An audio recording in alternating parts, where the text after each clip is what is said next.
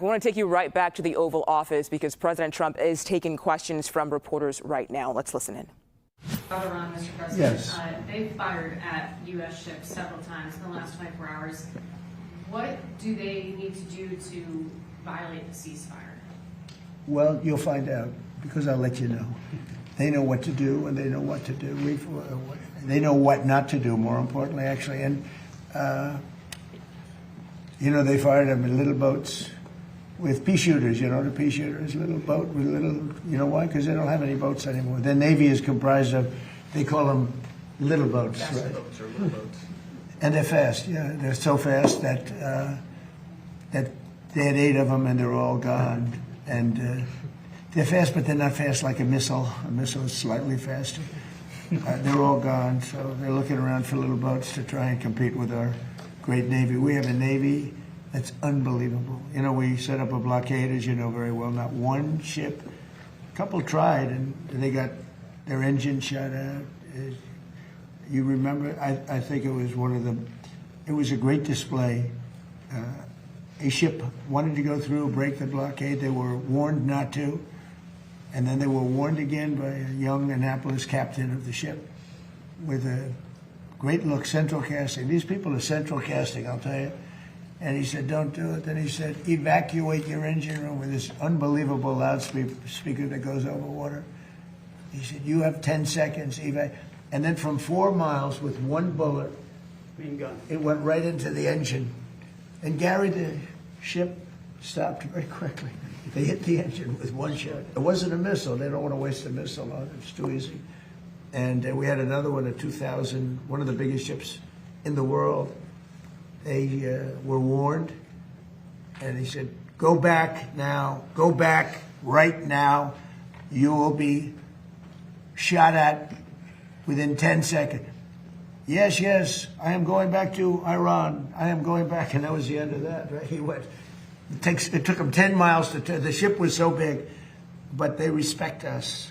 They didn't used to respect us, but they respect us more than we've ever been respected.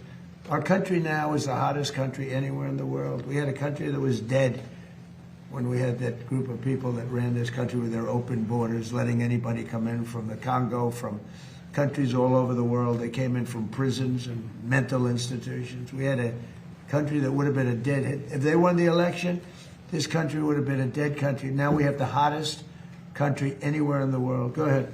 Thank you, Mr. President. You said recently that if Iranians were armed, they could take over their regime. Do you plan to arm them soon? Well, I don't want to say that, but yeah, people say, why aren't they protesting? They want to protest, but they don't have any guns. So you could have 200,000 people protesting and have 5 or 6 sick people with guns. And when they start shooting them right between the eyes, and you see a guy fall and another one fall, and you have no guns, very few people would be able to stand there and do it. I understand it. I tell them not to. Don't forget, they killed 42,000 people last month. 42,000 unarmed protesters. They had no guns. So they had a 250,000 people crowd, and they had snipers. They had like 4 or 5 snipers in buildings up high. And you're standing there, and all of a sudden the guy on your left goes down, and somebody. That's what happened with the women protest. They had 200,000 women protesting a year ago, and everyone thought that was the end of Iran. And then all of a sudden, a woman dropped dead with a bullet right there, always right there. Then another woman dropped, and then the word started to spread, and then there was panic, and then they ran, and so I don't want that to happen. We don't need that, we don't need it. But the only reason that they want to protest so badly, but they don't have weapons. Yeah. Thank you, Mr. President. Next week, you have a very important meeting with President Xi in Beijing. Secretary Hegseth has said that a top priority on the agenda will be Iran. What do you hope to achieve with President Xi as it relates to Iran? Well, I have a very good relationship with President Xi. I find him to be a tremendous guy. And we get along well, and you see how we do. We're doing a lot of business with China and making a lot of money. We're making a lot of money. It's different than it used to be.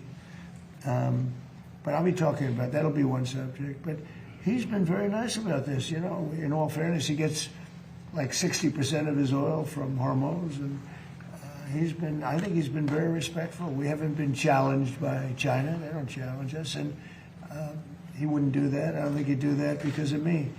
But I think he's been very respectful. And we've offered, if he wants to send the ships to the United States. I think one of the big things that's happened is I made a statement. Send your ships to Texas. It's not that much further. Send your ships to Louisiana. Send your ships to Alaska. Alaska is actually very close to a lot of the Asian countries. People don't realize it, Japan is back and forth. It's like, it doesn't seem it, but it's a very short route. 2 days shorter than almost any other route. We're making tremendous big deals with South Korea and with Japan. But I said, send your ships. All of a sudden, I don't know if you saw the graph today. This is Space Force, which I created. Space Force has, they just sent out some photos of the ships that are lined up all the way down the ocean like it's a highway. It looks like the Long Island Expressway for ships. And they're all heading to Texas, Louisiana. We've made up this list, and that's why when I decided that I have to do this for the good of the world, not just the United States, in a way, we would have been in less trouble than a lot of other places. Certainly the Middle East would have been blown up. There wouldn't be a Middle East anymore. They would have taken over the Middle East. Now they're trying to survive, and they won't be successful unless they make a deal. Oh, if they don't make a deal, they won't be successful. It'll go very quickly and methodically. Believe me, it'll be very easy. But we have so many alternatives. It's amazing. And nobody knew this, because as an example, Japan got 90% of their oil, most of their energy, but most of their oil from the Hormuz Strait. South Korea got 43% of it. By the way, their ship was shot at. They were not in the cavalcade of ships. They decided to go it alone, and their ship got the hell knocked out of it yesterday. But they didn't shoot the ships that were guarded by us, I'll tell you that. We knocked down a lot of missiles. So what happens is that we have a situation where we have total control. As you know, the blockade's been amazing. It's like a piece of steel. Nobody's going to challenge the blockade. And I think it's working out very well. We're going to see. I can say this. Iran wants to make a deal. What I don't like about Iran is they'll talk to me with such great respect, and then they'll go on television, they'll say, we did not speak to the president. We did not. I just spoke to, we did not speak to the president.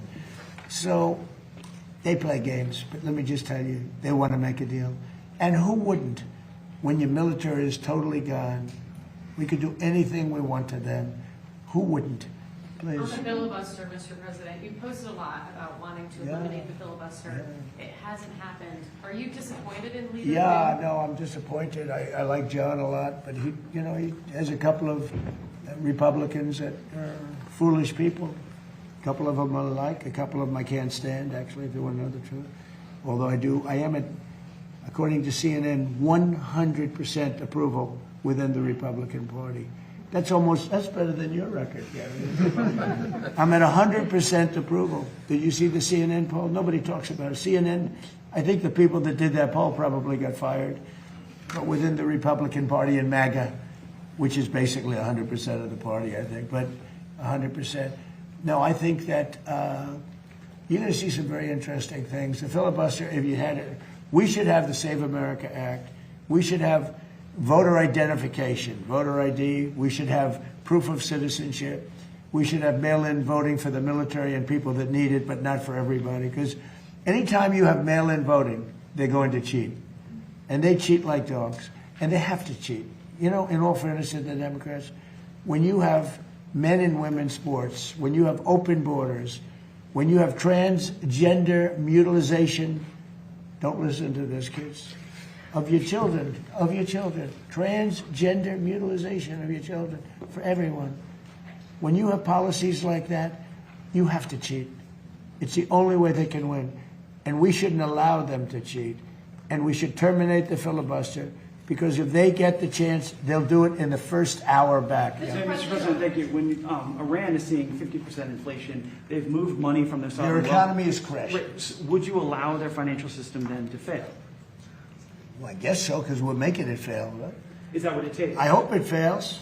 Is that what it takes? You know why? Because I want to win. It takes getting pounded on by the military, I think, for more. But in addition to that, it is failing. You know, we have sanctions on them, tremendous sanctions. Scott Bessent's done a great job. We have sanctions that nobody's ever seen before. No, they're failing. Their currency is worthless. Their inflation is probably 150%. The real number is 150%. They aren't paying their soldiers. They can't pay their soldiers. The money is worthless. No, they should do the smart thing, you know. They should do the smart thing, and because we don't want to go in and kill people. We really don't. I don't want to. It's too tough. Great people. I know the people. I have so many Iranian friends from New York and from other places over the years.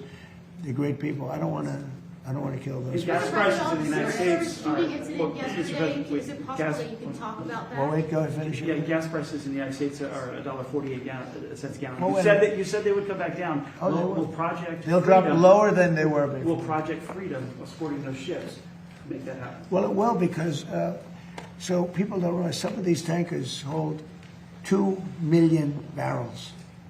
One of them holds 4. I think it's the largest one in the world. That sucker is big. I've never seen anything like it. A ship it's bigger than aircraft carriers, and yeah, it has a big impact. It's so much. You know, there are like 400 ships in there. 400. That in itself. Now, the best is when it ends and just neutralizes. But what's happening is people are learning to buy oil from the United States. I mean, they're making the trip, and they have safer. Probably it's a better product too, by the way. But they're learning to buy. They're changing their habits. So when I did this, I thought the market would go down 25%, and I thought that was a great deal if it did. If it went down 25%, I was satisfied. I said, because we cannot let these people have a nuclear weapon. They'll use it. We can't. I also thought oil would go up to 200, 250, maybe 300, and I knew it would be short term, but I thought it would go.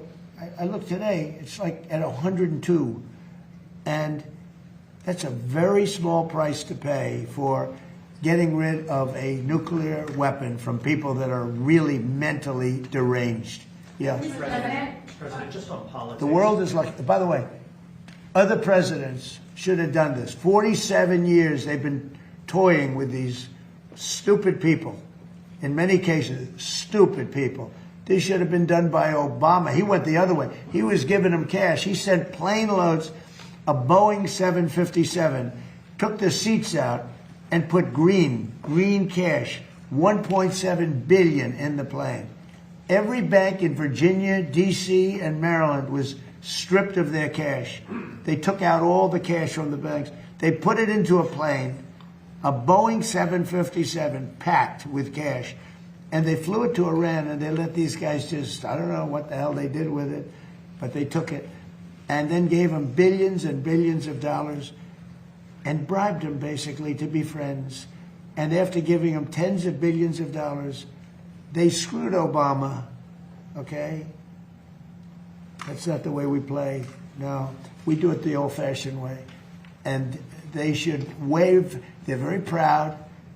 Maybe you won't see a white flag, but essentially that's already what they are. They should wave the white flag of surrender. In hockey, they say, "Uncle," right?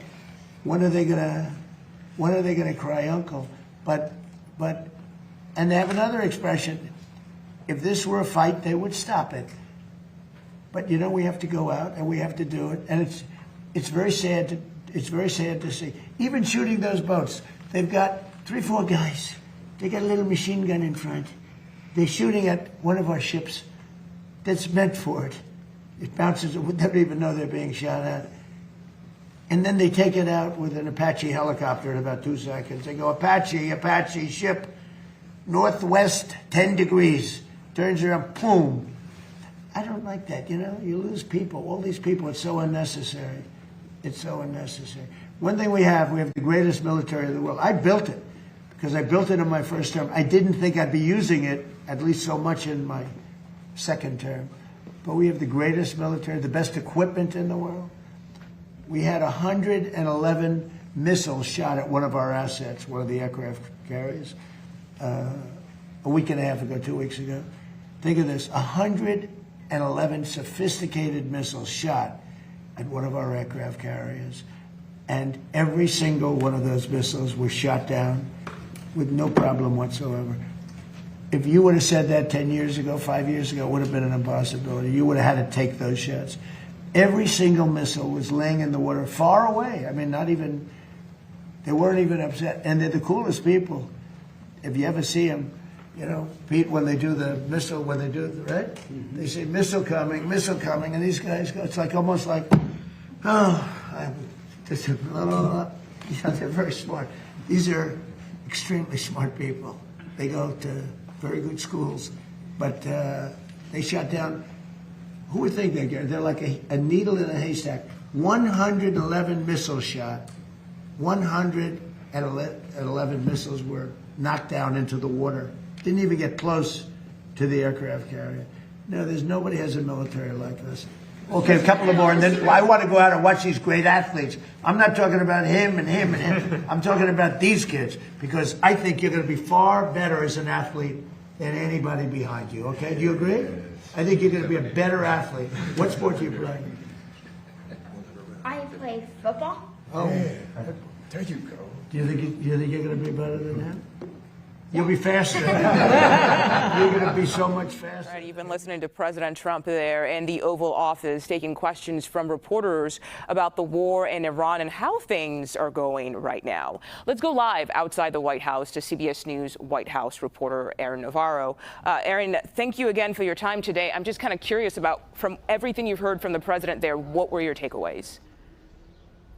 Mugo, one interesting answer came towards the beginning of that Q&A section where he was asked, what exactly could Iran do to violate the ceasefire? That had been the question going into today, especially after the escalation we saw yesterday from Iran, at least trying to strike U.S. vessels that were trying to escort ships that have been stranded in the Strait of Hormuz as part of that U.S. operation. The president answered today kind of giving a non-answer, saying, quote, they know what not to do and that he will let the press know when they do violate the ceasefire. So no full yes or no from him there, but it seems to match what we heard from Secretary Pete Hegseth this morning, where he said what they saw on Monday did not violate the ceasefire.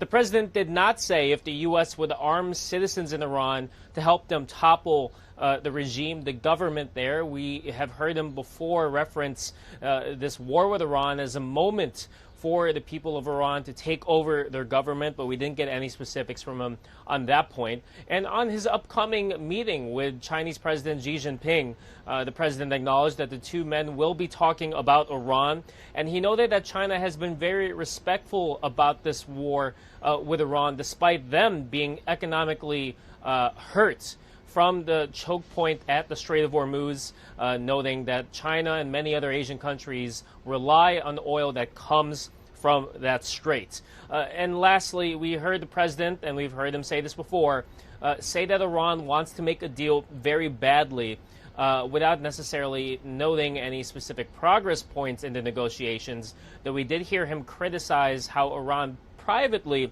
will be very respectful when speaking to President Trump, but then will deny publicly that they even spoke at all. Right, and that was going to be the question I was going to ask you, just because we know the president, and he is actually talking to people from Iran, but at this point, still no end to this war. Aaron Navarro at the White House for us today. Thank you so much for your time. We appreciate it.